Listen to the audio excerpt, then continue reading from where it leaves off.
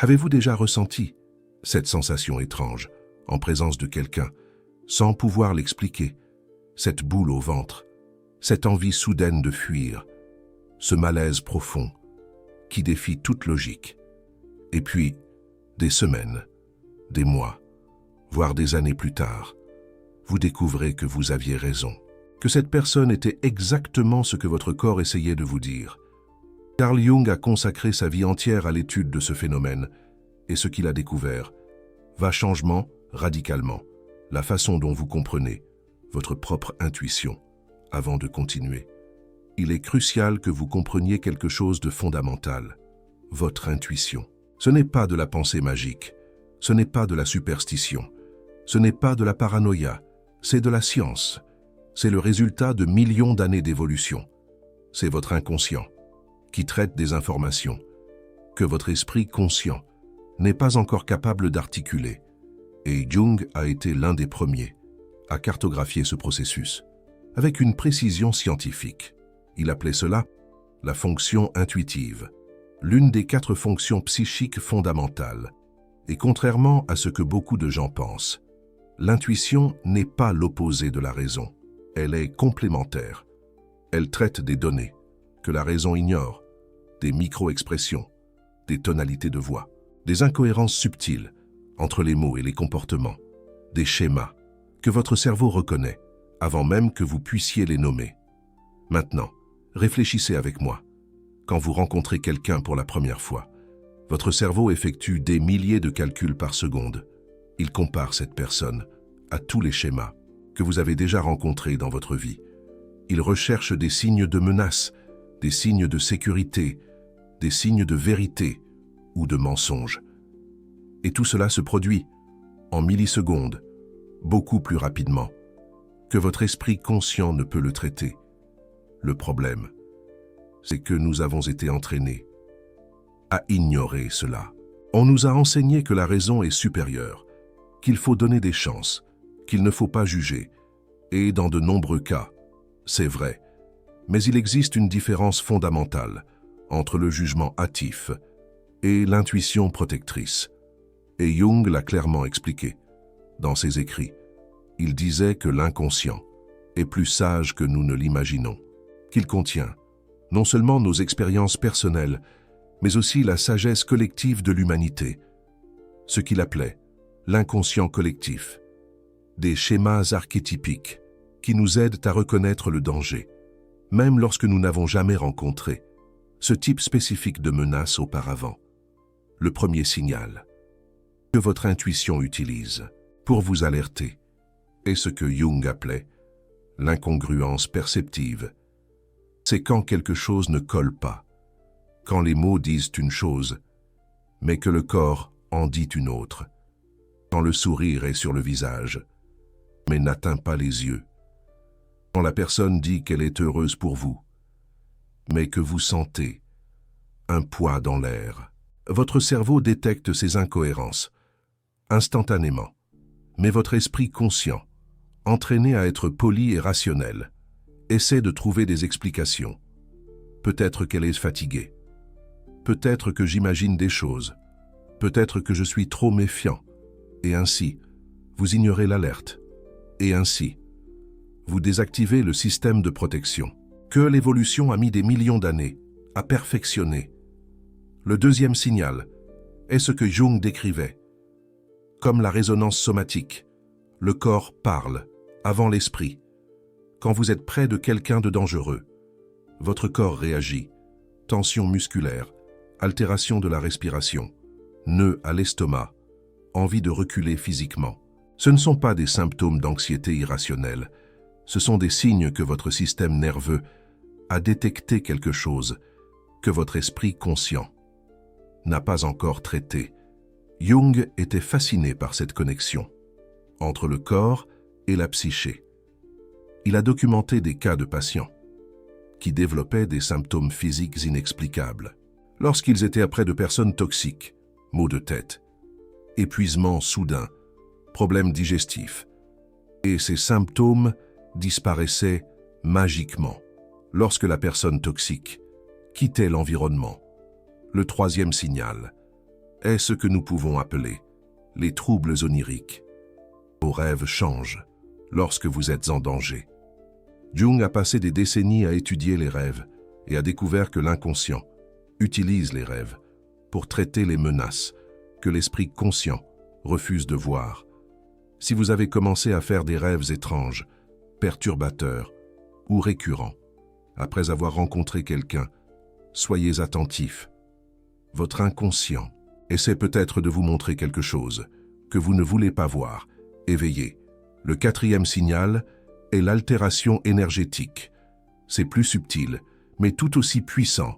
Certaines personnes drainent simplement votre énergie. Vous entrez dans un endroit, en pleine forme, et vous en ressortez, épuisé.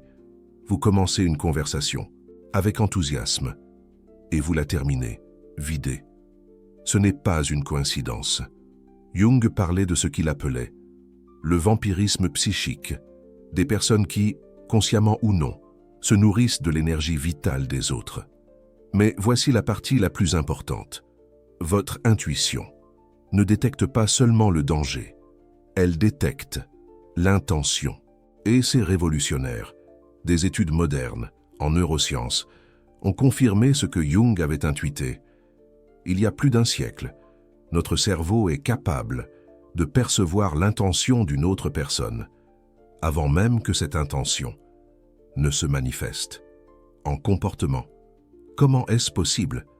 Grâce à un système appelé les neurones miroirs. Quand vous êtes près de quelqu'un, votre cerveau simule inconsciemment l'état interne de cette personne. Et si l'état interne de cette personne est hostile, prédateur ou manipulateur, votre cerveau va l'enregistrer, même si la personne sourit, même si les mots sont doux, même s'il n'y a aucune preuve consciente de danger. Jung appelait cela la participation mystique, la capacité de sentir l'autre avant de le connaître rationnellement. Et il alertait sur le fait que les personnes ayant une grande sensibilité à cela devenaient souvent des cibles de manipulateurs. Pourquoi? Parce que les manipulateurs perçoivent que vous les voyez. Et ils essaient de désactiver ce radar avant que vous ayez la chance d'agir. Et voici l'une des découvertes les plus perturbantes de Jung. Les manipulateurs et les psychopathes savent instinctivement comment désactiver votre intuition. Ils le font de plusieurs façons. Premièrement, par le bombardement d'affection. Ils vous inondent d'éloges, d'attention et de validation. Cela crée une réponse chimique dans votre cerveau qui interfère littéralement avec le système d'alerte. Deuxièmement, par l'invalidation systématique. Si vous exprimez un malaise, ils vous font vous sentir fou, exagéré, paranoïaque. Vous imaginez des choses. Je ne ferai jamais ça. Vous êtes trop sensible. Et peu à peu, vous commencez à douter de votre propre système de protection. Troisièmement, par l'isolement graduel. Il vous éloigne des personnes qui valideraient votre intuition, des amis et des membres de votre famille, qui diraient « Oui, cette personne est bizarre. Tu as raison de te méfier. » Sans cette validation externe, votre intuition perd de sa force. Mais Jung a également enseigné comment récupérer ce pouvoir, comment se reconnecter à sa fonction intuitive, comment apprendre à faire confiance à nouveau à ce que votre corps et votre inconscient essaient de vous dire. La première étape est ce qu'il appelait l'écoute somatique. Au lieu d'ignorer les sensations physiques, vous commencez à y prêter attention. Avant d'analyser rationnellement une personne ou une situation, vous demandez à votre corps « Comment je me sens physiquement près de cette personne? Mes épaules sont-elles tendues? Ma respiration est-elle altérée? Mon estomac est-il noué? » Ces sensations ne sont pas aléatoires. Ce sont des données. Ce sont des informations que votre inconscient essaie de communiquer. Et plus vous pratiquez cette écoute, plus elle devient claire. La deuxième étape est ce que Jung appelait l'attention aux rêves. Commencez à enregistrer vos rêves, surtout ceux qui impliquent des personnes spécifiques de votre vie. Si une personne apparaît répétément dans des rêves perturbateurs, ce n'est pas une coïncidence. Votre inconscient traite quelque chose à propos de cette personne que vous n'avez pas encore réussi à voir à l'état éveillé. La troisième étape est la validation interne. Au lieu de chercher l'approbation externe pour ce que vous ressentez, vous commencez à valider votre propre expérience. Si vous sentez quelque chose, ce sentiment est réel. Il peut ne pas signifier ce que vous pensez qu'il signifie. Mais le sentiment en lui-même mérite attention et respect. C'est révolutionnaire pour les personnes qui ont été entraînées à ignorer leur intuition, qui ont grandi dans des environnements où leurs sentiments étaient minimisés, qui ont appris que l'opinion des autres vaut plus que leur propre perception. La quatrième étape est ce que Jung appelait l'observation sans jugement. Vous n'avez pas besoin d'agir immédiatement sur la base de votre intuition. Vous n'avez pas besoin de confronter personne. Vous n'avez pas besoin de prendre des décisions drastiques. Vous observez simplement. Vous collectez plus de données. Vous prêtez attention si l'intuition initiale se confirme avec le temps. C'est important parce que l'intuition n'est pas infaillible. Elle peut être distordue par des traumas passés, par des projections, par des peurs non traitées. Mais quand vous combinez intuition avec observation attentive au fil du temps, le résultat est extraordinairement précis.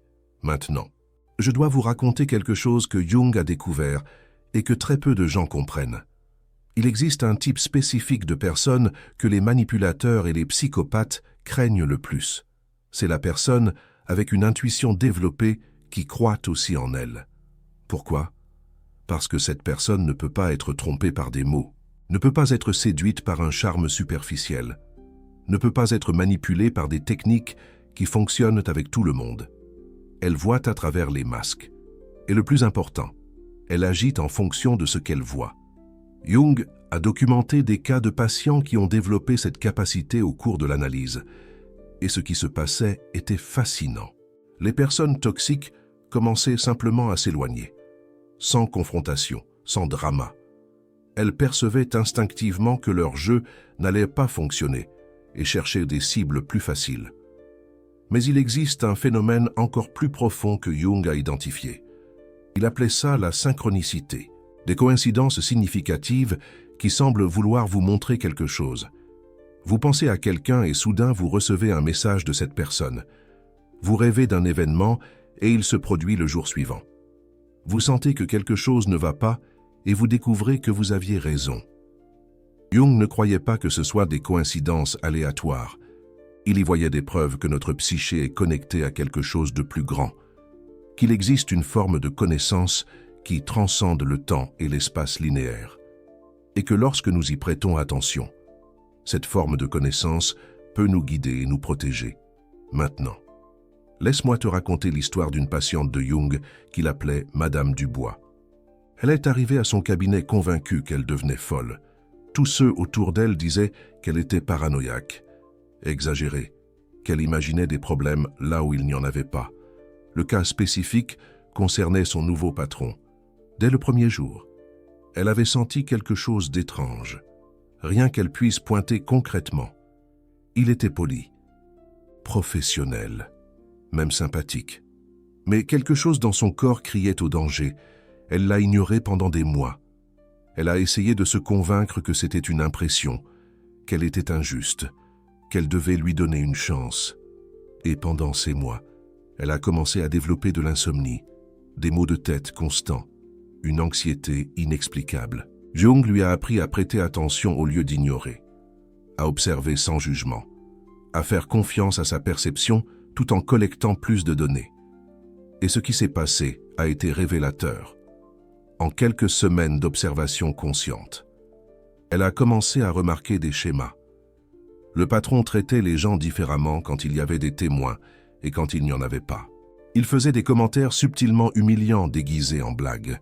Il manipulait des informations pour dresser des collègues les uns contre les autres. Il avait l'habitude de détruire la réputation des employés qui commençaient à trop monter. Son intuition était juste depuis le premier jour. Mais elle n'avait pas de preuves. Elle n'avait pas de mots pour décrire. Elle avait juste cette sensation dans son corps, et la sensation était une information valide. C'était l'inconscient traitant des données que l'esprit conscient n'arrivait pas encore à articuler. Ce cas illustre quelque chose d'essentiel. Votre intuition est souvent en avance sur votre capacité à expliquer, Vous sentez avant de savoir. Vous percevez avant de comprendre. Et ce n'est pas une faiblesse ou de l'irrationalité. C'est un système de protection sophistiqué qui fonctionne plus rapidement que le langage. Mais voici le problème.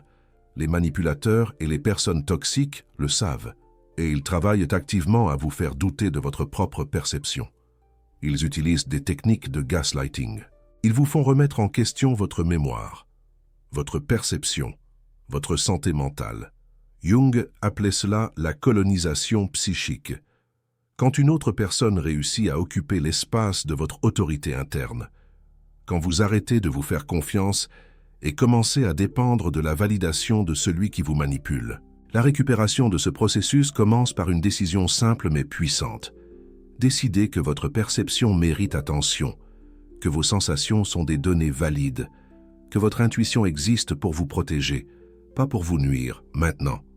Je vais vous enseigner 5 signes spécifiques que votre intuition utilise pour vous alerter sur des personnes dangereuses. Des signes que Jung a identifiés en des décennies de pratiques cliniques et que les neurosciences modernes ont confirmés. Le premier signe est la réponse de figement. Différent de la lutte ou de la fuite, le figement est une réponse plus subtile. Vous restez paralysé. Votre esprit devient vide. Vous ne parvenez pas à penser clairement. Cela arrive généralement quand votre système nerveux détecte un prédateur, quelqu'un qui est trop dangereux pour fuir ou lutter. Votre corps essaie instinctivement de devenir invisible. Si vous remarquez que vous vous sentez comme ça près de quelqu'un de spécifique, prêtez attention. Votre système de survie le plus primitif essaie de vous dire quelque chose. Le deuxième signe est l'épuisement inexplicable. Vous passez du temps avec certaines personnes et ensuite vous vous sentez complètement vidé. Ce n'est pas de la fatigue normale. C'est un épuisement profond, comme si quelque chose avait été arraché de vous. Jung parlait de personnes qui fonctionnent comme des trous noirs psychiques. Elles absorbent de l'énergie sans rien donner en retour. Et votre corps le sent même quand votre esprit ne parvient pas à identifier. Le troisième signe est la confusion mentale. Vous êtes une personne généralement claire et objective, mais près de certaines personnes, vous devenez confus. Vous n'arrivez pas à articuler vos pensées. Vous oubliez des choses évidentes. Vous perdez le fil de vos idées. Cela arrive parce que les manipulateurs créent délibérément la confusion. C'est une technique de contrôle. Quand vous êtes confus, vous êtes plus facile à manipuler. Votre corps détecte cette manipulation comme une menace et répond avec un brouillard mental, comme un voile qui se pose sur votre esprit. Le quatrième signe, c'est l'altération du sommeil. Vous commencez à avoir des difficultés à vous endormir. Vous vous réveillez au milieu de la nuit sans raison apparente. Vous faites des rêves perturbateurs ou répétitifs. Votre inconscient, et Carl Jung insistait sur l'importance de l'inconscient, est en train de traiter quelque chose qu'il n'arrive pas à traiter éveillé. Jung accordait une énorme importance aux habitudes de sommeil. Il y voyait un thermomètre de la santé psychique. Si votre sommeil a changé après avoir rencontré quelqu'un ou être entré dans une nouvelle situation, c'est une information. Une alerte à prendre au sérieux. Le cinquième signe, c'est ce que Jung appelait la perturbation du soi. Vous commencez à agir de façon que vous ne reconnaissez pas. Vous dites des choses que vous ne diriez normalement pas. Vous acceptez des traitements que vous n'accepteriez pas en temps normal. C'est comme si une autre personne était en train de prendre vos décisions à votre place. Cela arrive quand l'influence de quelqu'un commence à pénétrer dans votre centre psychique. Quand vous êtes en train de perdre la connexion avec vous-même, au profit de la connexion avec celui ou celle qui est en train de vous manipuler. C'est une aliénation, une dépossession de soi. Si vous avez reconnu un ou plusieurs de ces signes, ne paniquez pas. La conscience, c'est le premier pas. Et à partir de la conscience, vous pouvez commencer à reconstruire votre capacité à vous faire confiance, à écouter cette petite voix intérieure. Jung enseignait un exercice puissant pour cela. Il l'appelait le dialogue avec l'inconscient. Ça fonctionne comme ça. Vous trouvez un moment de silence. Vous fermez les yeux et vous demandez directement à votre inconscient. Qu'est-ce que tu essaies de me dire à propos de cette personne ou de cette situation? Et alors, vous attendez, sans forcer, sans analyser. Juste, vous attendez. Les réponses peuvent venir comme des images, comme des sensations physiques, comme des mots, comme des souvenirs. La forme n'a pas d'importance. Ce qui importe, c'est que vous êtes en train d'établir un canal de communication avec la partie de vous qui voit plus, que votre esprit conscient ne peut voir. Une autre technique puissante, c'est ce qu'on pourrait appeler un inventaire somatique. Avant de rencontrer quelqu'un sur qui vous avez des doutes, vous enregistrez comment votre corps se sent.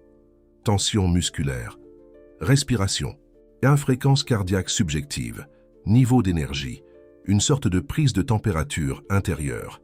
Après la rencontre, vous faites le même inventaire et vous comparez. S'il y a eu une altération significative, surtout pour le pire, c'est une donnée. C'est une information qui mérite de l'attention, un signal d'alarme potentiel, avec le temps. Vous allez développer ce que Jung appelait une fonction différenciée.